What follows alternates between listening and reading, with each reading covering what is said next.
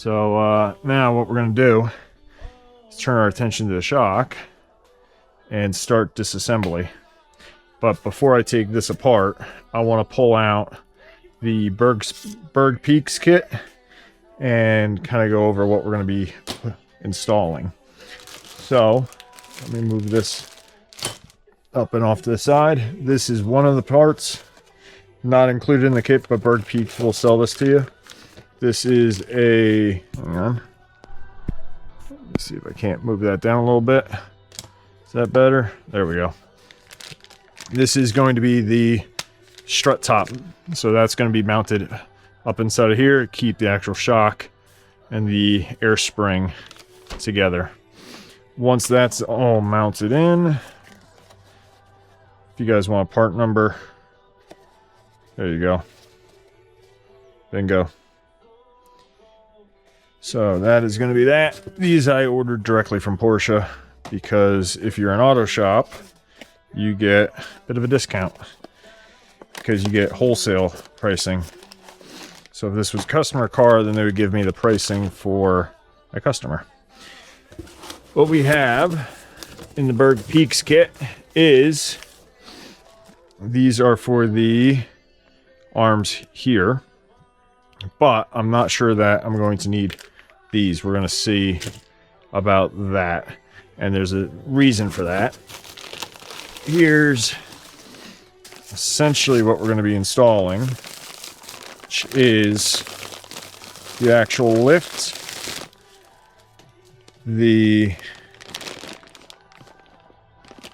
all the goodness. So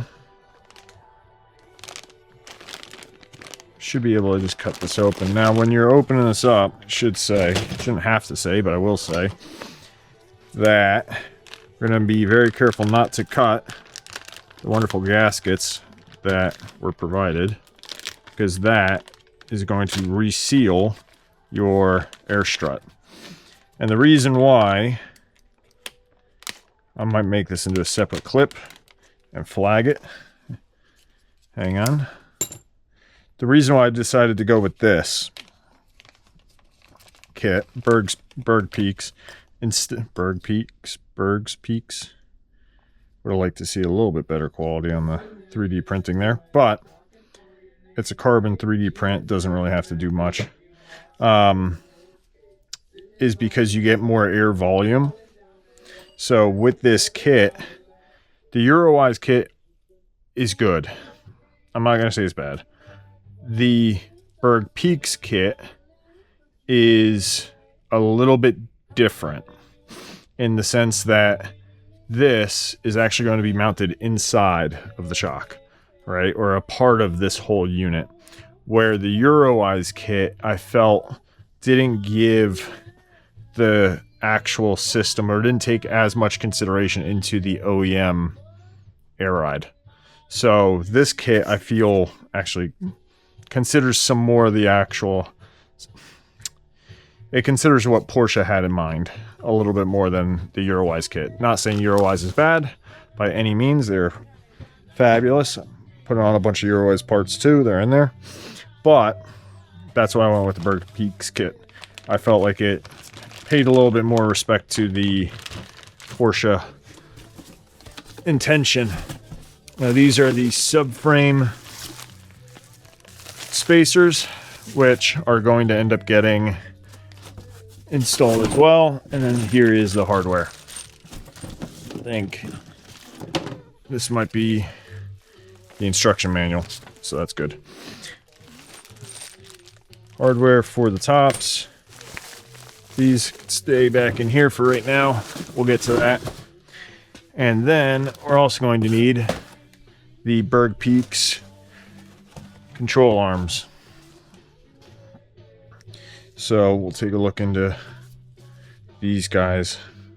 Pretty solid. That looks correct. All right. So I will say these are, to my knowledge, it matters what side you put them on. That being said, I'm going by this guy. So this is going to be the mount for the ride height sensor, which we're going to be very, very delicate with. They do sell these arms. I did not opt for them. Should have. But that's something I can always go back in and change. So the rest of these are going to go back down. These are going to go back in. And we'll see about installing those little guys as well. Okay. We have a couple of things to put in now. So we're going to need, let's see, front right, front left. I need to look at how that's going to sit.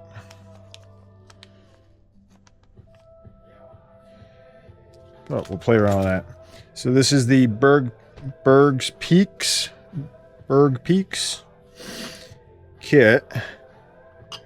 Go on there, and then we have that. We're going to start by taking off the cap.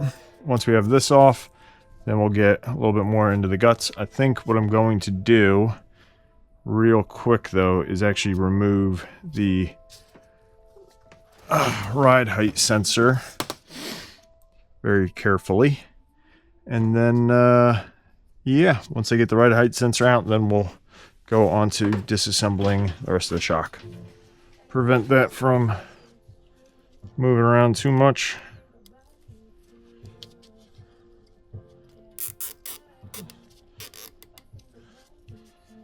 Just like so, not too tight.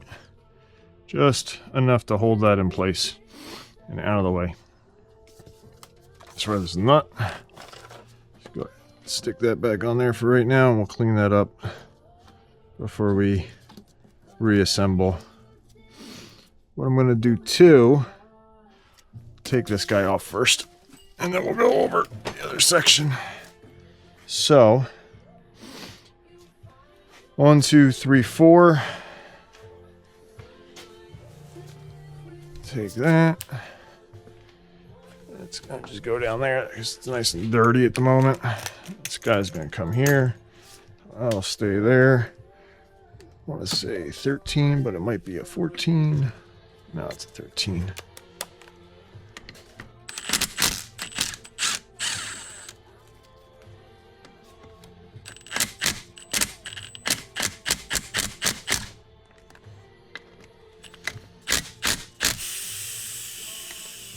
Let the air come out.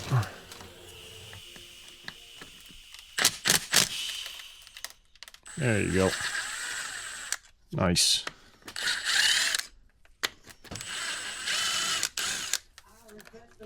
Two, three. 2, 3.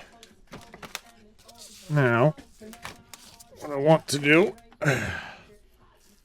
oh, look at that. That actually looks pretty good. All right. That ain't bad at all. It's quite brilliant right there. It's quite shocking, actually.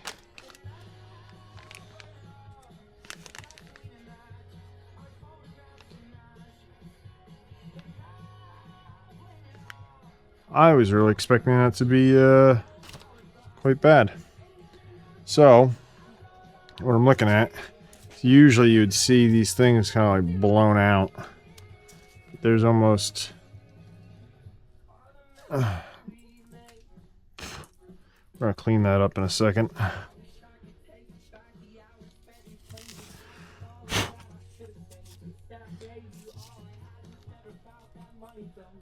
Nice. Alright, I'm not concerned with that at all. It's great, actually. Alright. Nicely done. So, what we're going to do. Little picky man.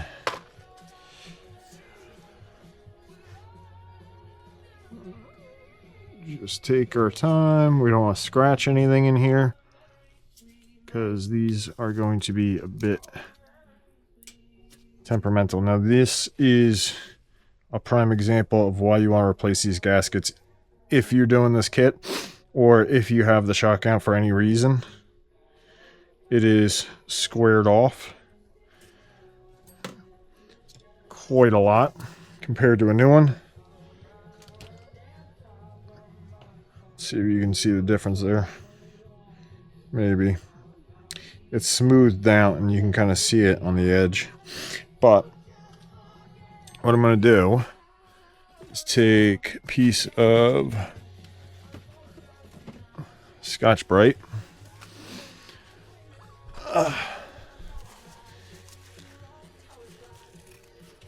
Not a big piece, a little tiny piece. Little tiny piece. Oh, that'll do. And we're just going to go around it. Nice and easy. Clean this all up. So once this is all cleaned up, even inside the groove, make sure we blow it all out. Get all the dirt out of it. Then we're going to do the same for inside of here.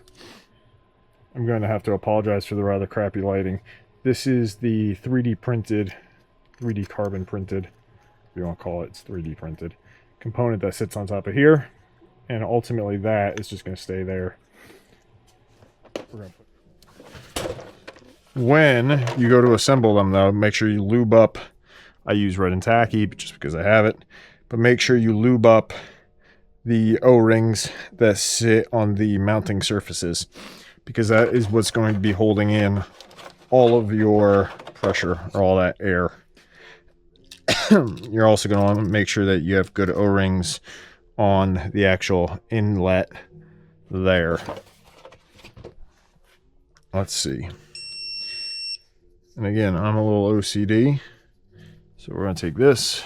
I don't need torque angle. Torque angle, Newton meters, 45.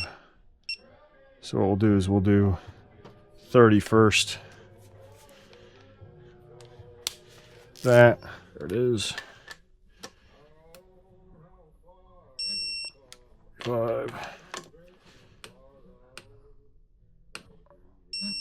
45. So this is how that was installed there, which I think I'm going to change out the clip for some safety wire, or at least safety wire that down to that, because if that comes out, that little guy's, I don't know, to me worrisome, but probably not a big deal. And yeah, so this is ready to go back in. Everything else has been anti-seized. And then we'll move on to the second side. But yeah, not too bad.